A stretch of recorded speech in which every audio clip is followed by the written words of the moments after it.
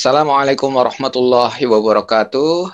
Selamat pagi, selamat siang, dan selamat sore, dan selamat malam juga kepada para mahasiswa kuliah MPPI. Kali ini kita akan membahas bagaimana kita membuat suatu publikasi, bahkan meningkatkan jumlah publikasi di jurnal internasional, enhancing the number of international journal publication. Ya, sebelumnya kita harus tahu juga bagaimana standar jurnal yang diakui. Maka kita harus tahu bahwa di jurnal itu ada nama impact factor. Ya, jadi ini saya juga akan mungkin ada membahas sebentar mengenai apa itu impact factor. Ya, dan saya juga akan membahas mengenai macam-macam publikasi. Ya, ada nama international journal, national journal, international conference, dan national conference. Contohnya Elsevier, ya ada conference dan jurnalnya IEEE, dan ini juga ada jurnal Makara. Kita juga punya ICACI Bibis. Nah, nanti silakan ya, nanti lihat-lihat. Nah, ini juga kita bisa searching juga di www.scimagogr.com atau Simago GR ya. Kita bisa lihat ranking jurnal internasional berdasarkan topik, lalu kita bisa sorting berdasarkan SJR atau berdasarkan citasi dan sebagainya. Silahkan dilihat-lihat sehingga kita tahu apa itu jurnal internasional. Begitu juga di Scopus. Kebetulan kalau tadi itu Simago itu gratis, Scopus ini berbayar. Alhamdulillah UI langganan sehingga tidak ada masalah. Teman-teman, para mahasiswa bisa lihat di Scopus namanya compare sources. Di sana itu kita bisa lihat by title atau by source dan sebagainya, lalu bisa di ranking juga ya berdasarkan set score, berdasarkan impact factor dan seterusnya.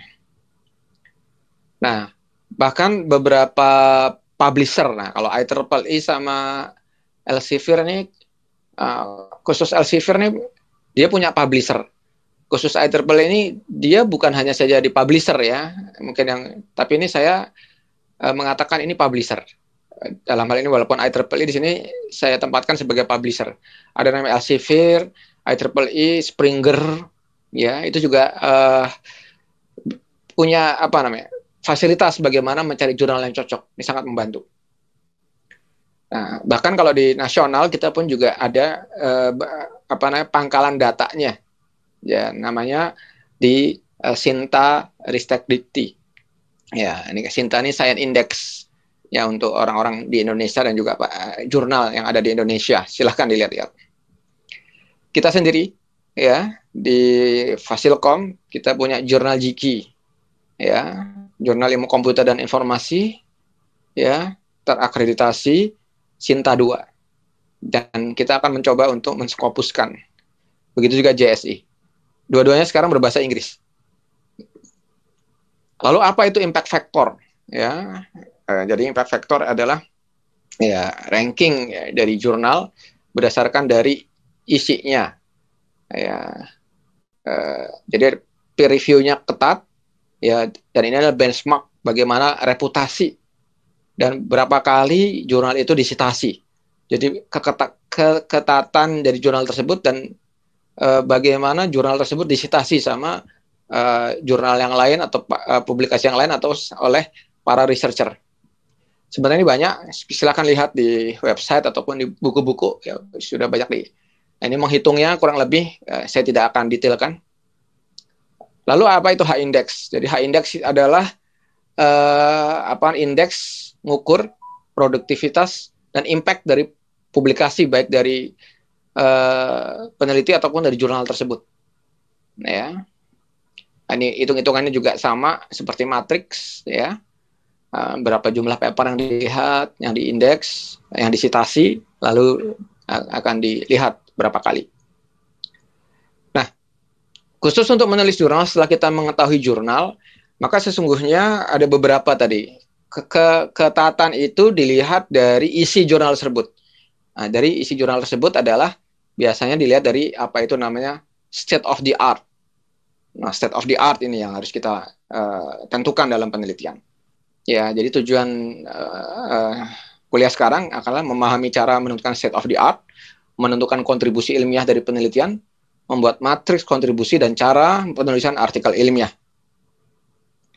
Apa itu state of the art? Ya, the highest level of development as of a device, technique, or scientific field achieved at a particular time. Ya, jadi yang sekarang ini sedang apa? Menjadi open problem ya dari sisi metodenya, alatnya dan sebagainya. Dan kita mau bermain di mana? Kurang lebih seperti itu bahasa Indonesianya. Ya. Dan cepat-cepatan. Ya, the latest methodology, the latest result. Ya, yang terakhir yang ada di para peneliti di seluruh dunia, around the world. Nah, untuk mudahnya, ya kita perlu juga mengetahui bagaimana itu poin-poin apa aja itu yang disebut state of the art. Ini mungkin kita rangkum dari beberapa buku ya, yaitu ada namanya kontribusi, originality, dan novelty. Ya, baik, mungkin supaya mudah, apa itu kontribusi? Orang sering bilang kontribusi ya mungkin untuk ya minimalnya untuk graduate student ya. Kontribusi ini adalah segala sesuatu hasil penelitian yang secara umum memberikan tambahan pengetahuan terhadap suatu disiplin ilmu atau achievement yang dapat diraih dari suatu disiplin ilmu.